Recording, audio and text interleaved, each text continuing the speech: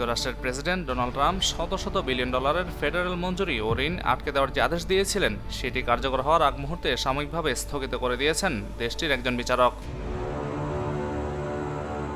বিচারক লরেন আলী খান আগামী সোমবার পর্যন্ত এই স্থগিতাদেশ দিয়েছেন। এর আগে মঞ্জুরি পাচ্ছিলেন এমন ব্যক্তিদের বিভিন্ন সংগঠন এই বিষয়ে মামলা করে। মামলায় বলা হয়, ইতোমধ্যে অনুমোদন হওয়া তহবিল সাময়িকভাবে স্থগিত করার মাধ্যমে হোয়াইট হাউস আইন লঙ্ঘন করেছে।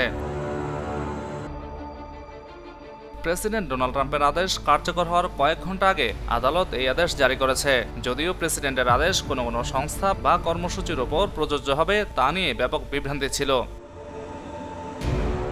ফেডারেল আর্থিক সহায়তার অর্থ বিতরণ বা এ সংশ্লিষ্ট সব কার্যক্রম সাময়িকভাবে স্থগিত রাখার জন্য হোয়াইট হাউসের বাজেট অফিসের ভারপ্রাপ্ত প্রধান সংশ্লিষ্ট সংস্থাগুলোকে নির্দেশনা দিয়েছেন।